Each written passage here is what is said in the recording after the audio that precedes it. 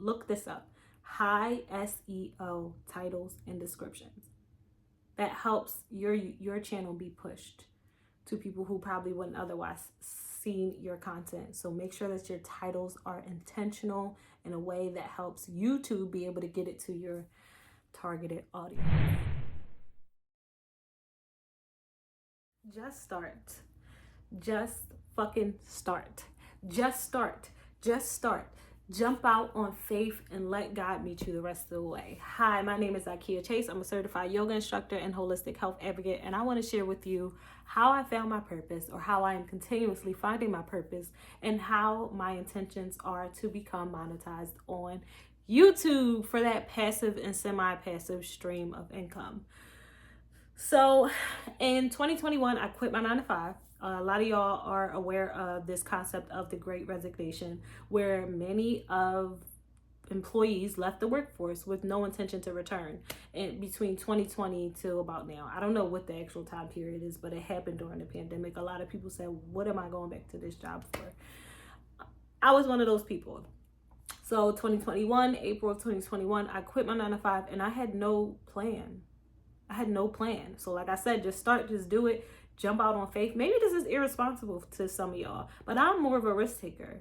I'm definitely more of a risk taker. So I just knew that it was going to work out. Like, one of my favorite people that I like to listen to is Nehemiah Davis. He's from Philadelphia, from West Philadelphia, and he's now like a multi-millionaire, billionaire, whatever, self-made.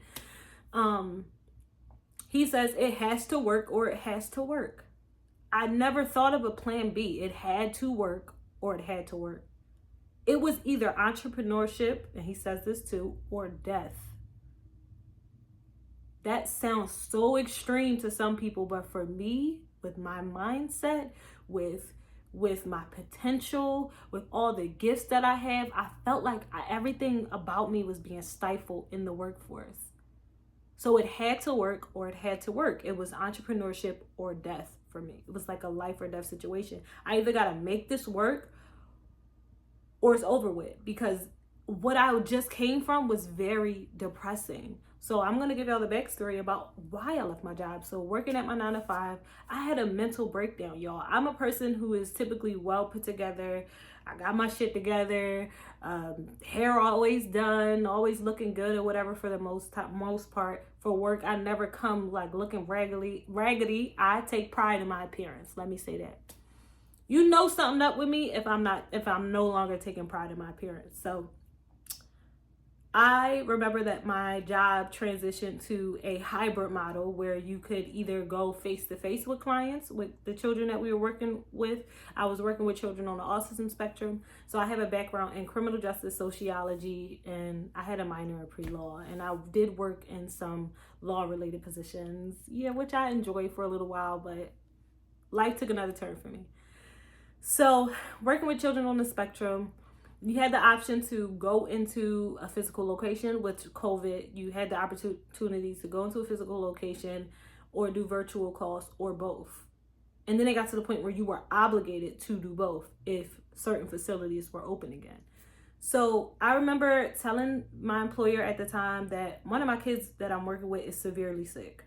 I haven't gotten this bug, that sickness, the global sickness. I haven't gotten this global sickness, and I don't want it, and I don't want to bring it back home to my children.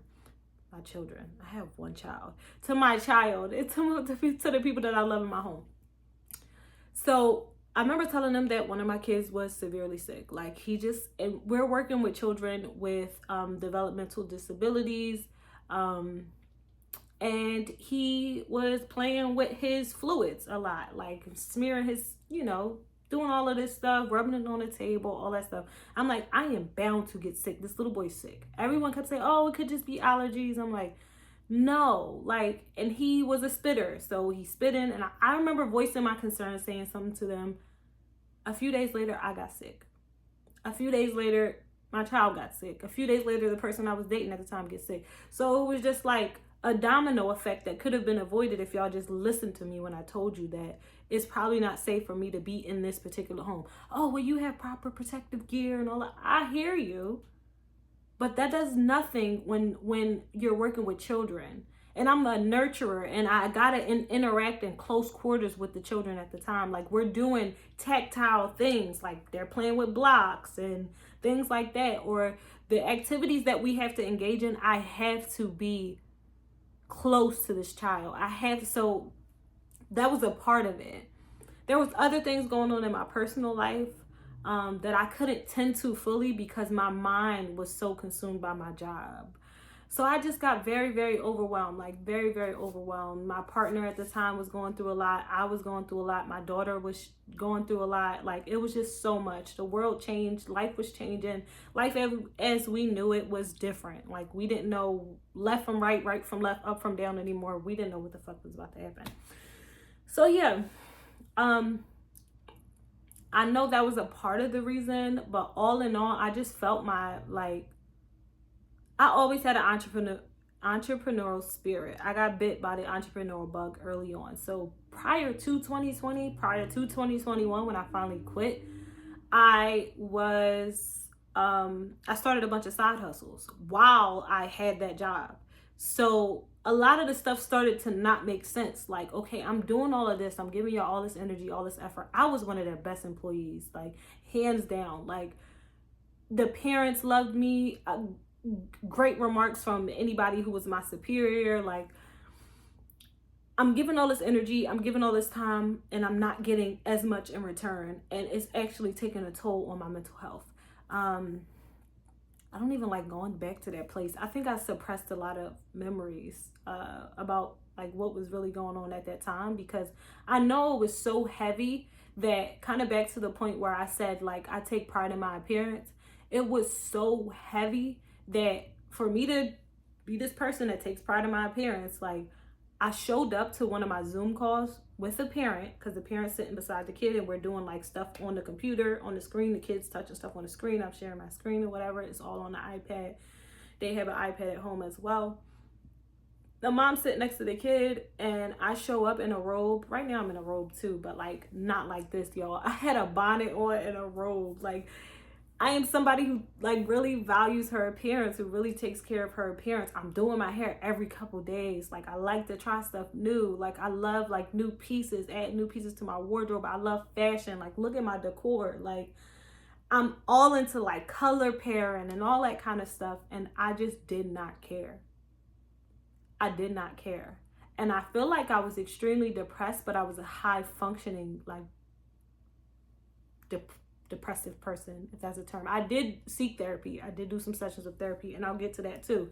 But anyway, I was a high functioning, like, depressive person. Like, I was depressed, but I still was showing up for the people that I love. I still was going to work every day, making it on time. It was so much falling apart in my life, but I was just like, you know, like, okay, we're gonna make it work. Like, it is what it is. I ain't tripping. It's okay. Like, whatever.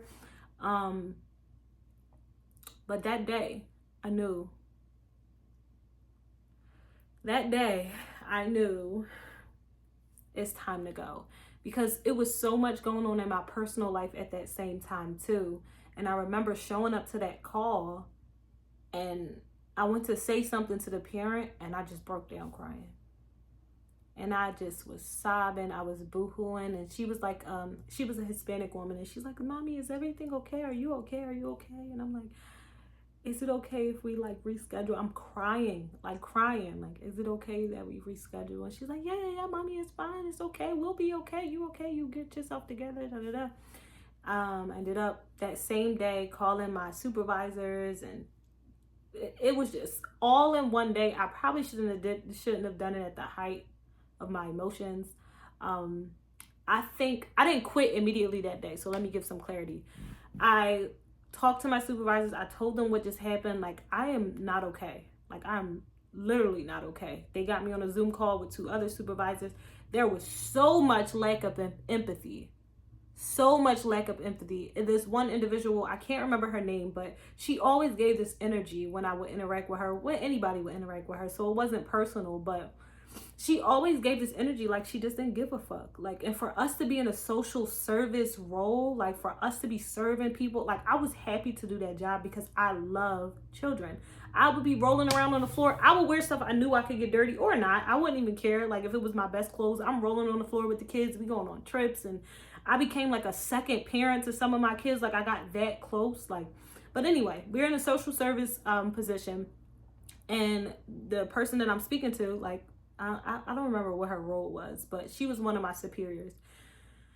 She just seemed like she didn't care. Like it just didn't matter. And I'm visibly jacked up. Like I'm visibly not okay. One of them was like really compassionate. The other one, I think she was like the psychologist. It was a psychologist for the job. For you to be a psychologist, for you to be in a therapeutic role, and for her to just, she had that energy. Even the parents would share that with us, like as the other service providers. Like we offered service in a different way. So anyway, I'll never speak about the company that it was. I'm not into any of that. Like it just was a season of my life where I had a relationship with a specific company and the employees that they had at the time, and it was like undesirable. It wasn't pleasurable. Anyway, she didn't give a fuck. So it got to the point where they wanted me to prove that I wasn't okay.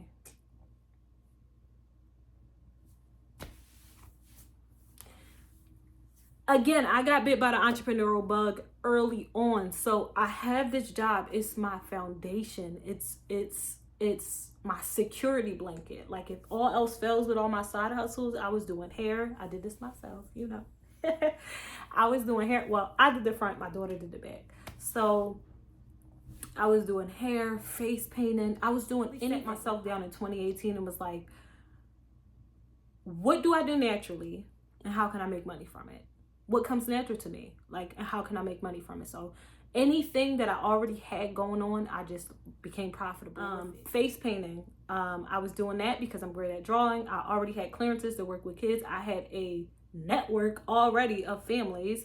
My clientele didn't really come from the job, like from the network of families, but it was just the exposure now. Like I'm in certain events, and now I can see like, oh, okay, maybe I can host an event here. Like it kind of put me in position to like, okay, where are parents taking their kids, and what are the kids into right now? Like it was kind of like market research. So I will also like paint my daughter's face when she went to summer camp, and the parents would inquire after that. And that's how I got an event for like a back to school event. Somebody hired me for their kid's birthday party. Like I was already hustling. I already had a hustle going on the side. So not only am I not okay here in this role, but I'm earning a bit more on my own.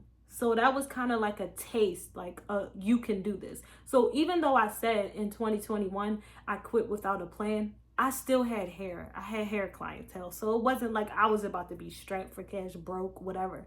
I was doing Uber and Lyft and I still had hair clients. So just to put it into perspective, I didn't have like no plan at all, but I didn't have much lined up. Like it wasn't like, oh, I'm leaving here to go to a different job. Like I was just like, I'm out. Like I cannot take this anymore. So initially I was going to do a leave of absence. I was just going to like, you know, not work for a month or so, get myself together, gather myself, and then go back once I was feeling a bit more stable. And no, I'm like, that's half-assing. Like you 1 foot in, 1 foot out. Like you all in or you all out. And the day I went to go return all my devices, everything that I had from the company, I got a message from a good friend of mine about a grant. And then later on down the week, in a couple weeks or so, I sat down at dinner for another good friend of mine, my girlfriend or whatever. We sitting down with the kids at a Mexican spot. She tells me about this earning opportunity with Shipt. So Shipt is my primary source of income right now, and I'm building my YouTube right now currently for monetization. So what the fuck does this have to do with yoga, Zakia? I was doing yoga the whole time. Yoga was a part of my rising routine. I was doing yoga every single day. I would post clips of me doing yoga on Instagram, and people would inquire about it. And it's just like, I'm not an instructor. I went to pursue a certification at one point. You see my certification over there? Y'all see it?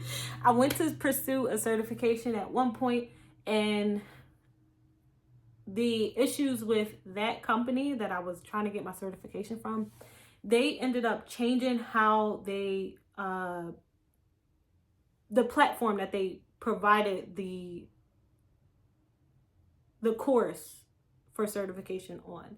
And when I tried to reach out again, I paid for it, y'all. I paid $1,500 for this course. Okay? Paid for it. And when they changed platforms, I wasn't grandfathered in. I emailed, I called. This is a company that's based in another state. So it wasn't like I could just go to the front door and be like, hey, y'all, like, what's going on? Like, y'all, it was nothing I could do at that point. I called, I emailed, I did everything I could to try to like get back access to that course. So in the meantime, I was just living aimlessly, like just working to pay bills. Like, and it's ghetto. It's ghetto. So working aimlessly to pay bills, trying to, you know, make a way out of no way. And I remember, this was October 2024. I remember laying in bed. I just kept talking to the person that I was dating at the time, just dating. He wasn't my man. The person I was dating at this time, and I just kept talking about like all the stuff I want to do. I'm like, you know, I want to be a bedroom billionaire. I want to be able to make money from the comfort of my home. I want to be able to make money in a way that doesn't pull me away from myself. I want to make money in a way that doesn't keep me from the people that I love. At this time, I had no idea that I was explaining my why, that I was explaining my true purpose. I'm learning that the concept of what your purpose is not what I always thought it was. Like I thought, okay, my purpose is to help take care of children, or my purpose is, no. My purpose in life is to be fulfilled. However that looks, it's very subjective, like however that looks for me. And for me, fulfillment, my purpose is to live a life that aligns with the seasons, my internal and external seasons. My internal seasons, I'm currently in my luteal phase right now. If y'all know anything about the 4 phases of the menstrual cycle, the luteal phase is the premenstrual phase. It's the phase right before we begin to menstruate. And our energy is extremely low at that time. So I already had a podcast if you want to tune in. I haven't posted anything over there on that side recently, but it's called This Goddess Glows as well, on all platforms, streaming on all platforms. But I did a whole cycle series. I called it the Sacred Cycle Series. And I started learning more about the 4 phases of the menstrual cycle. And I was learning about the different hormone fluctuations, the symptoms that we may have in each phase. And I'm like, I want to live in honor with my flow. Like, I want to cycle sync, like, because it's sometimes like I cannot compare my productivity in my ovulation phase when I'm, you know, I have a whole lot of energy and everything is up, I'm lit, like, to how I feel in my premenstrual or my menstrual phase. Like, I'm going to feel different in each phase, and that's internally and externally. I'm currently recording this, and this will be available for viewing in winter. And my productivity looks different in winter than it does in summer. Summertime, I can engage more. There's more outdoor activities. There's more things for me to do outside in order to boost my productivity. In summertime, in wintertime, not so much. Like, people not really trying to be outside. Like, so I want to meet you where you are by offering yoga videos online. So yeah, I started realizing that my purpose, I'm talking to this person, like, I don't want so much of my income to come from me actively having to be present. Like, I want a passive or semi-passive stream of income. And I'm like, so, you know, I want to get my yoga certification. I'm just talking to him about all these big ideas that I have. Like, I tried to get my yoga certification before and something happened, but I'm gonna go for it again. It is what it is, and whatever amount of money it costs, I'm gonna pay it. I don't care. I'm gonna get my yoga certification. I'm gonna get monetized on YouTube so I can be making money digitally on YouTube. I'm gonna have digital products so that, you know, I can be making money in my sleep and still have time for my daughter and the people that I love. I'm just talking about this is my purpose. 1844. Hey, grandma. That's my grandma's birth number. I see it a lot. That's my purpose. That's my purpose. That is my purpose, to live a life that I love, to live a life where I have the freedom to choose how I want to start my day. I have the freedom to choose slow risings. Like, I get up, take my time to get up. I'm not rushing to get dressed, get to work, get the kids ready. It's a self-directed life. I want a self-directed life. And that's what yoga allows me to do. That's what this platform allows me to do. When y'all comment down under the videos and tell me, hey, can you do this? I make adjustments because I need the feedback as a yoga instructor. When you tell me I'm here to serve myself and you, right? I'm serving myself every day by showing up for myself on the mat. And I'm serving you as well because I'm giving you a flow that you may need. I'm facilitating the environment for you to be able to take intentional time with yourself. So now I'm on a journey to becoming monetized on YouTube, okay? Within the last 28 days, I have gained 100 new subscribers. Y'all, 100 new subscribers, okay? This is coming from a girl who graduated from college, had a bachelor's degree, was in pursuit of a law degree, and decided to take a different route. Quit my job in 2021, and now I'm here with you, okay? Giving you love, energy, healing, helping you heal with the tools God gave you, giving you messages from the mat. That's our next project. Look out for that, okay? But yeah, I'm here and I ain't going nowhere, okay? So in terms of my progress on my YouTube channel, I might put the information up here. The progress on my YouTube channel, like I said, 100 new subscribers within the last 28 days, which I'm so grateful for. Thank y'all. And engage. Listen to me. Engage. When you comment and you tell me what you liked or you didn't like about the flow, it helps me become a better instructor. I can take constructive criticism. So share how you feel about the flow. This was great. It helped me right before I went to bed. Okay, great. I know to keep doing whatever I did in that video. This one, you moved a little, somebody told me that you moved a little too fast in this one. Can we stay in the poses a little longer? Perfect. I'm having back pain. Can you make a flow for back pain? I just released the video on back pain. Listen, I'm here and I ain't going nowhere. Okay. Like I said, I'm a billionaire from the bedroom. YouTube is going to help me become a more self-directed individual. I'm already self-directed, but it's going to help me create income in a way that doesn't require a lot of stress, right? It doesn't require me to help somebody else build their dream while neglecting my own. So yeah, if you want to learn more about me, subscribe. If you want to stay tuned for my journey, maybe I'll make another video sharing tips on how I was able to get as many subscribers, because there's tips, there's techniques. I'll share one with y'all. When you are creating your content, when you're creating your videos, use ChatGPT to help you with, so look this up, high SEO titles and descriptions.